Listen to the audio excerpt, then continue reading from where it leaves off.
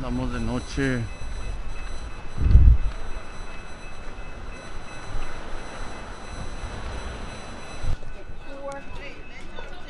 Damn, homie, ya te ves cansado. Pobrecillo. What's up, homie? Your ears, can I touch your ears? Me van a regañar. ¿Estás cansado, homie? ¿Estás cansadito? Ya son las últimas. You're a tank, okay? Remember that. You're a tank.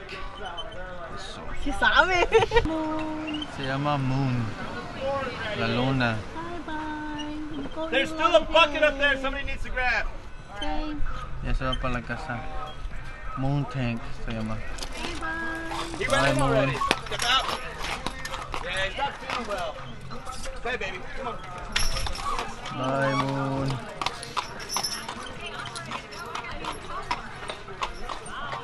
Ya se va a su compa también.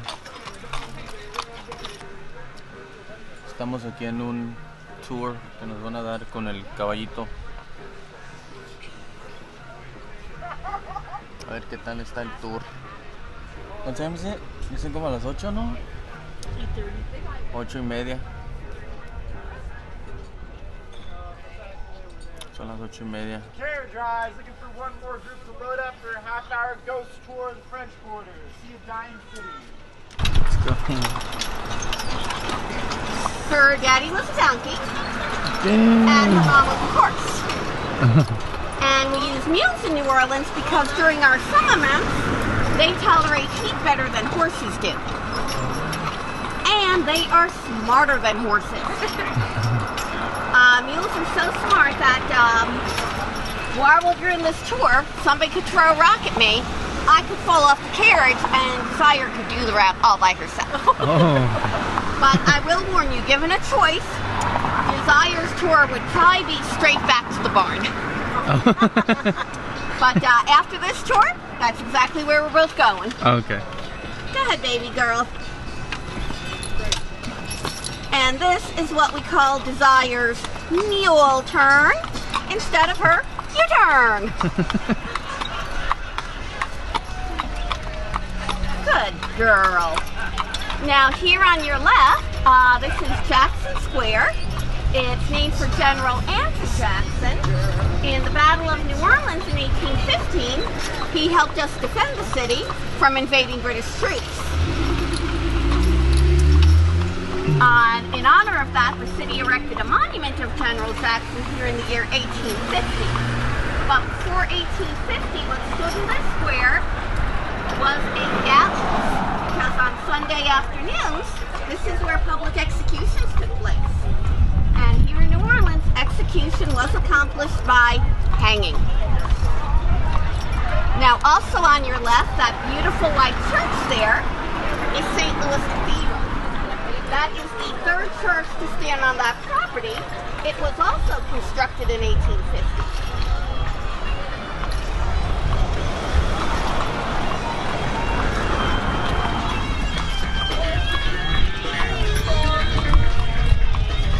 And the reason we got all of that new nice stuff like this beautiful square, the statue, and if you look to your left at that beautiful red building right there with the great gallery, that is the Pontalba Apartments. Baroness McDonough Pontalba paid to have those apartments built. She also paid for the square. And right now, the Pontalba Apartments are the oldest apartment building in the United States. And nowadays, those apartments sell as condominiums, and being that they overlook Jackson Square, they are some of the most expensive condominiums in New Orleans.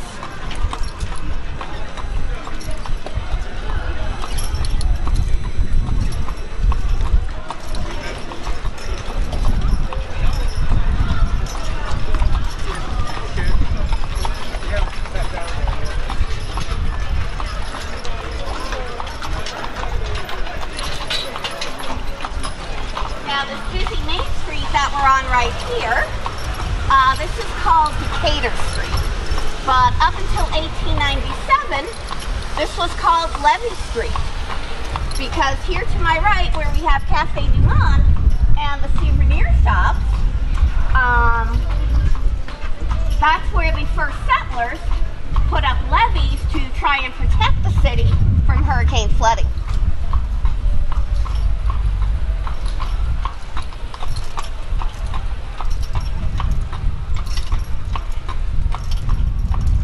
Now, for our tour today, was there anything in particular that you guys were interested in learning about in New Orleans?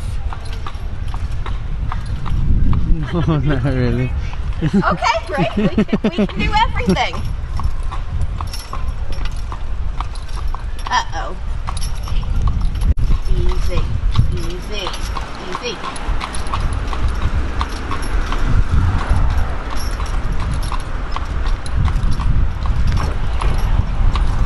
Well, the first thing I should do is probably tell you that big brouhaha we just had was because of those napkins blowing in the wind.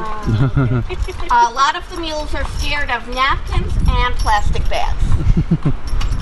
And it might be because their depth perception isn't the best, so what to us is a teeny tiny harmless napkin, to Desire might have been this 10-foot monster. He's like, it was a 10-foot monster. I know what I know. What's plastic bags? Now, the city of New Orleans was founded in 1718 by a gentleman called Jean-Baptiste Lemoyne de Bienville. And the reason Bienville chose to put a colony here, he wrote in a letter to King Louis XV of France. He wrote, "Your Majesty, I have found crescent-shaped land right on the Mississippi River. And because of the crescent shape of this land, I can guarantee this land will be safe from tidal waves and hurricanes." Now, to give the man partial credit, no tidal wave has ever hit New Orleans. And as far as the hurricanes go, well, you know, about a month ago we had Ida. And in the year 1720, Bienville's own home was destroyed by hurricane winds. Irony.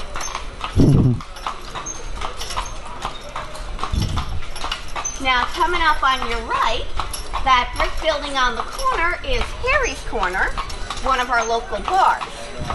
The brick building that houses Harry's Corner appears in the opening credits of the James Bond movie, Live and Let Die.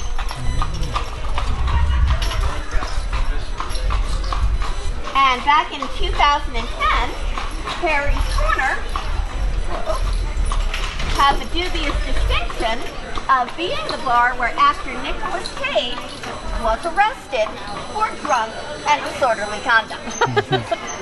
And you have got to work pretty hard in New Orleans to get arrested for drunk and disorderly conduct.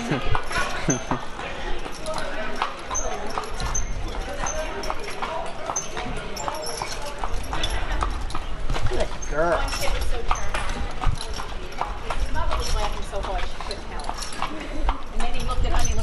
Why are they really broken? Now, coming up on your left, by that street light right there, if you look past the black gate, you are going to see a beautiful courtyard right here. If you look through that gate right there, we'll Desire. Let's look at the nice courtyard. Louisiana was a Spanish colony from 1762 until 1802. The Spanish called their courtyards the heart of the house. However, comes the early 20th century, most of the French Quarter housewives around here were using those courtyards to hang up their laundry. And before we had washing machines and dryers, well, laundry pretty much took up your whole day. Go ahead, baby.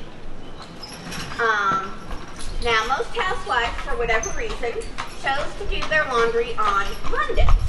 And before they started laundry, they put a big pot of red beans and rice on to simmer. Then the family sat down to supper in the evening. But if you're here tomorrow, you'll see that's why to this day in New Orleans, Monday is red beans and rice day.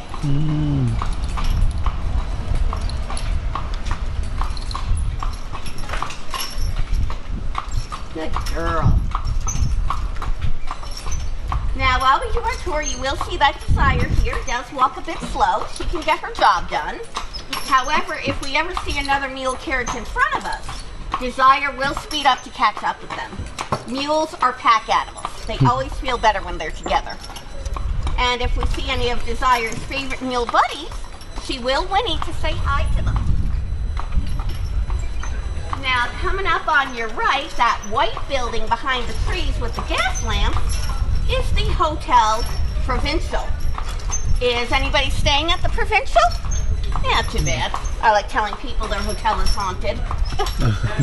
During the Civil War, what is now Building 5 of the Hotel Provincial was converted from a warehouse into a surgical hospital. Now, the main surgery performed during the Civil War was amputation. And because of health care back then, a lot of soldiers did not survive their amputations. And the ghost that haunts Building 5, he only appears to men, and that might be because they were the ones getting amputated. But many a man has woken up late at night in his hotel room in Building 5, only to see a see-through man standing over him. Cornmeal. Doctors would pile cornmeal-based dressing to the wounds to help them heal. Unfortunately, Do you mind giving it away? Too soon, but many a guest has woken up late at night in his hotel room in Building 5 to see a see-through man standing over him holding a hacksaw. And that is when the ghost will whisper, "Son, I am so sorry, but I've got to cut that leg off you now." So a few men have also checked out Building 5 a little bit early.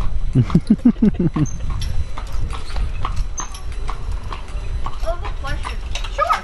Yeah, what are those pools for? The horse pools? Very good question. In the olden days, go ahead, baby. If I wanted to do some shopping, visit a friend, that's where I would have tied Desire up. Oh.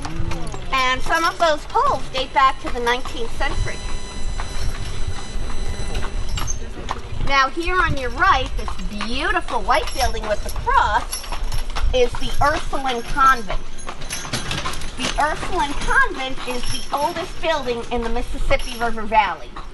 There was a convent on this property from 1728 until 1952. By 1952, not as many women were deciding to become nuns, so the Archdiocese of New Orleans shut the convent down. They moved their nuns uptown to a new location, and then they reopened this building as a museum that you're welcome to visit. Now, if you look at the third floor of the Ursuline Convent, the third floor there with the shutters, that is the attic. And many people say that what lives in the attic of the Ursuline Convent are vampires. And the reason they say that is because of the yellow fever epidemic, come on baby, of 1853. Come on. New Orleans suffered through over 27 yellow fever epidemics. But the year 1853 went down as bar none the worst, because in that yellow fever season, over 10,000 people died of yellow fever. Now, nowadays we understand yellow fever is caused by mosquitoes. But in 1853, people had no idea what was causing it. And right before the epidemic, the Ursuline Convent got infested with bats.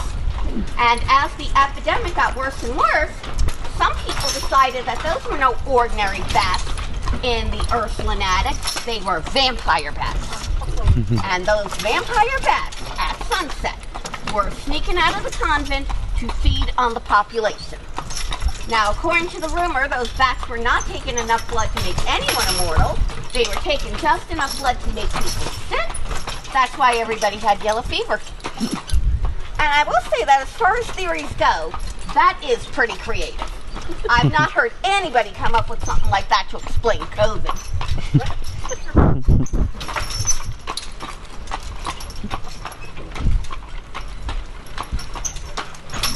Now, I know that when we do these tours, people are a little bit worried about whether or not we treat our mules well. Desire's Farm is only half a mile away from here on North Rampart Street. So when this tour is done, I'll take her back there. I'll take off all her equipment. I'll put her to bed in her stall, where her hay will be waiting for her. Also, Desire, all the mules are only allowed to work 6 hours a day. That's why we have both a day shift and a night shift for the mules. Our mules can only work a maximum of 5 days a week. And then 3 months out of the year, they go to our farm in Covington to enjoy their vacation. But last year, due to the COVID quarantine, Desire's vacation wound up being a year long.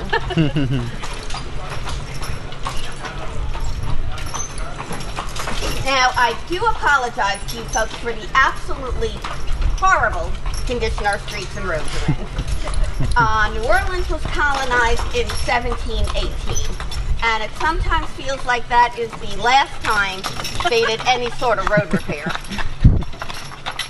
Now, supposedly with our COVID stimulus, they will finally repair the roads, but most of us believe you are much more likely to see a vampire in New Orleans than to see these streets repaired.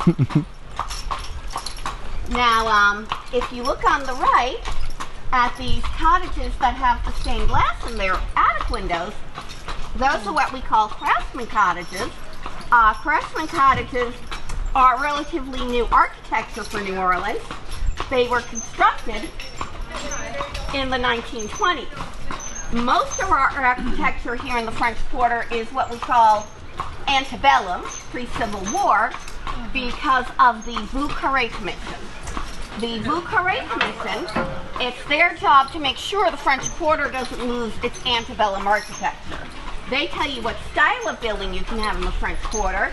They tell you what color paint the outside of your home can be, and the Vieux Carré even tells you which painters, plumbers, and contractors you may use.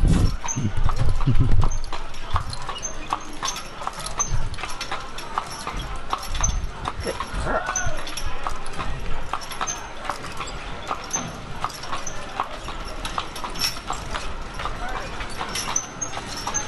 Now, coming up, we're going to be going by the LaLaurie Mansion. The LaLaurie Mansion is nicknamed for the most infamous woman who had ever owned the property. Her name was Madame Delphine LaLaurie. On April 10th, 1834, a fire broke out in her kitchen, and when the fire brigade arrived to deal with it, they discovered Delphine LaLaurie was torturing several of her slaves in the attic. Now, the fire brigade immediately freed those slaves. They were taken to the Cabildo on Jackson Square, where they were given medical care. However, while everybody's busy either trying to put out a 4-alarm fire or help transport the wounded, Delphine LaLaurie and her family escaped the house. We later learned they made their way to New York. From there, they got on a ship to France. Delphine LaLaurie left the United States without ever answering for her crimes. However, a few years after the fire, she and her family suffered financial. Okay, now whoa. Okay, and if you folks look on your left at this 3-story gray brick house right here with the black shutters, that is the LaLaurie Mansion. Now, currently it's over 10,000 square feet. It's got 6 bedrooms, whoa, and it's also supposed to have the ghost of Delphine LaLaurie. By the way, sorry, but Desire hates stopping here. Maybe she senses something. Whoa. After the 1834 fire, when somebody finally bought this house, it was converted into an all-girls boarding school. And I've got to say that if I ever had a daughter, the LaLaurie Mansion would not have been #1 on my list of boarding schools. It only stayed open for a few years, and one reason it wound up shutting down was left behind in the headmistress's diary. She wrote that her students kept complaining if they woke up at night, moved around the house for any reason, a woman with long dark hair, like Delphine LaLaurie had, would chase them through the hallways with a bullwhip, screaming at them in French. And those little girls were not the only ones to see the ghost of Delphine LaLaurie or her whip. In the 1970s, somebody bought that building and converted it into condominium apartments. A man bought himself a condo. A month later, he's calling the cops to report an intruder in his house. Cops arrive and he tells them, look, I was getting ready for bed. All of a sudden in the living room, I see this woman with wild hair and a whip running at me. So I slam my bedroom door shut and then I called you. And the cops tell him, well, look, there's no woman here now, no sign of forced entry. And then one of the cops told him the history behind the house he bought. 6 months later, he sold his condo, and he told people he sold because that wicked woman would not give him one decent night's sleep. Go ahead, baby.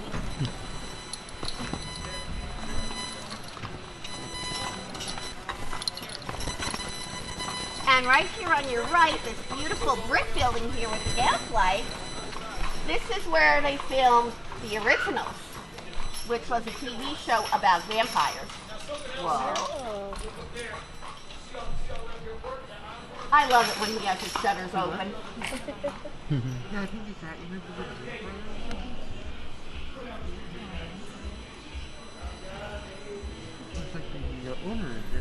Okay, come on, Desire. Some little traffic, but it always seems to manage to find its way behind us. Now, the LaLaurie Mansion, since 2010, has been owned by a gentleman from Dallas, Michael Whalen, and he gave the producers of the Conjuring movies permission to film that house. They're going to do a whole new line of horror that's going to be about the LaLaurie house.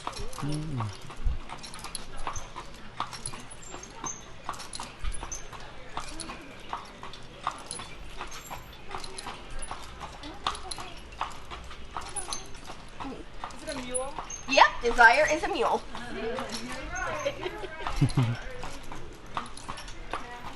Now here on your right, this 3-story red building here is John McDonough 15. This is the only active school remaining in the French Quarter. Currently it is a charter school. It teaches from kindergarten to 7th grade. In the summer of 1963, a young man stood in front of this school with pamphlets to free Cuba. And that young man was Lee Harvey Oswald. People forget how peripheral New Orleans was to the Kennedy assassination because at the same time Oswald was passing out his pamphlets, Jack Ruby was operating a bar on Bourbon Street.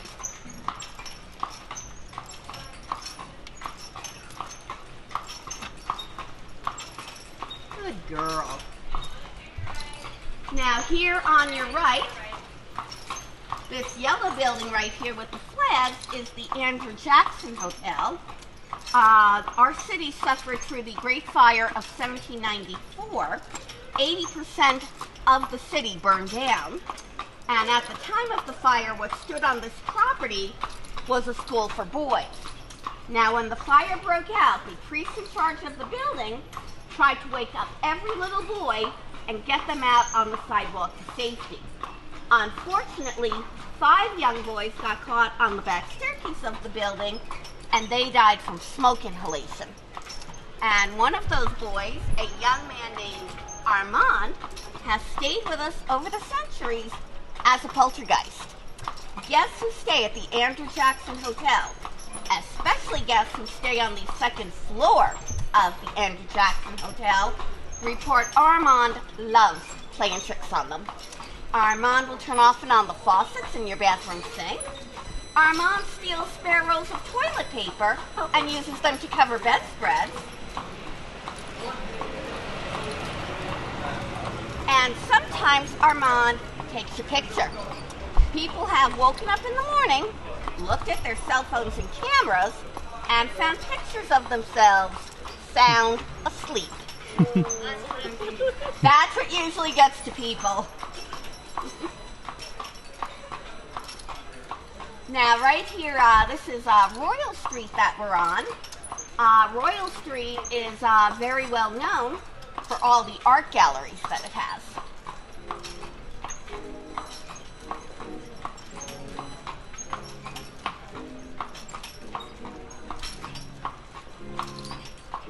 Now, coming up on the right on the corner, we're going to go by the Vampire Cafe. They just opened for business last Christmas. One of their specialties is their Dracula burger, and another specialty is their to-go sangria. They serve you your sangria in a plastic blood pack, so as you're going throughout the streets drinking it, it looks like you're drinking blood.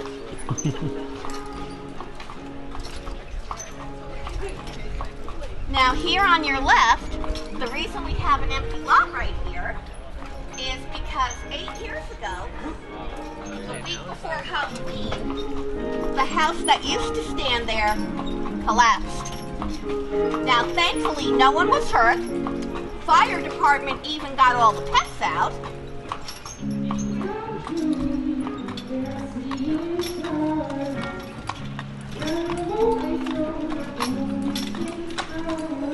Now, the reason that that property has not been developed is that it was purchased by the University of New Orleans, and supposedly they have plans to make that site an archaeological dig. Now, I say supposedly because 8 years have gone by and I've never seen one archaeologist there.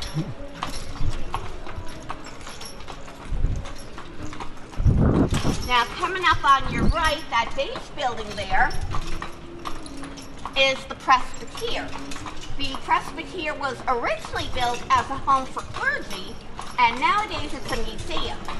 Second floor is a Mardi Gras museum. First floor is a Hurricane Katrina museum. Now, oftentimes people ask me, how badly did the French Quarter flood during Hurricane Katrina? And the answer is the French Quarter did not flood at all, because the French Quarter is the only land in New Orleans elevated above sea level. Right now, we are 10 feet above sea level.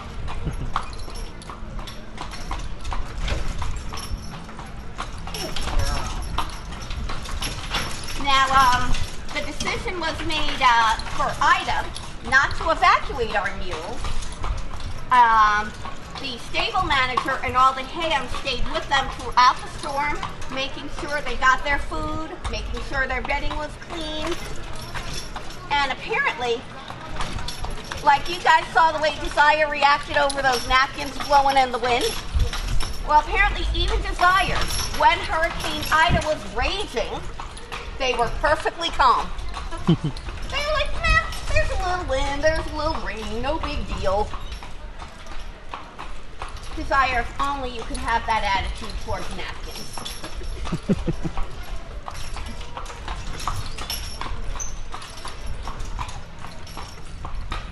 Now, with the Mardi Gras Museum, by the way, they have some of the gowns and costumes people have used throughout the years.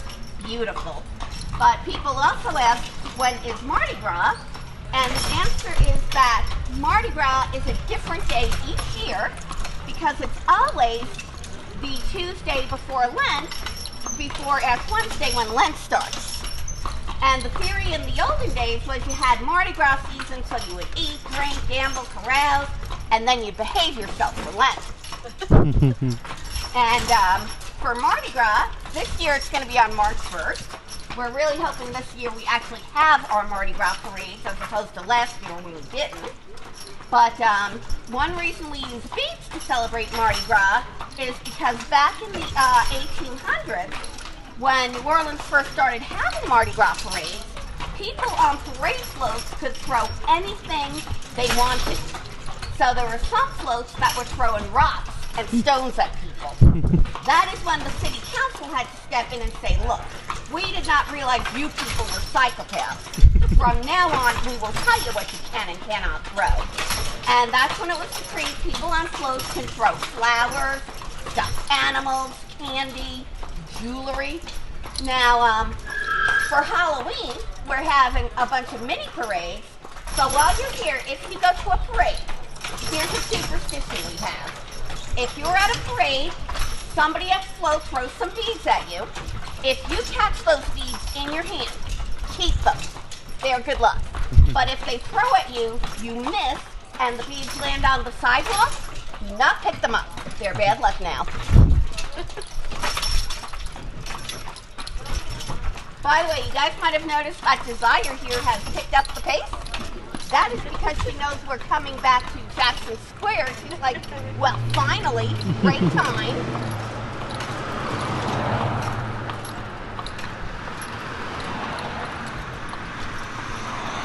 Now here on your left, this green and white striped awning is for Cafe du Monde. Cafe du Monde has been serving New Orleans cafe au lait and beignets in that same spot since 1862. Damn. And one group here in New Orleans that is very fond of our beignets are mules. Because mules love sweets. That's why each week, each meal is given their very own pail of molasses as a special treat. But sometimes when people go by our carriage line on Jackson Square, if they have a to-go bag of beignets, some mules think nothing about reaching right out and just snatching their to-go bag away. They're just going, yummy, thank you for dessert. Now, earlier this afternoon, I had a group on the tour. I told them that Cafe du Monde and the beignets. They said to me they're holding a beignet in their hand, and they went, oh, can we give this to Desire? Chomp, chomp, chomp. It's like, well, Desire already made that decision for us.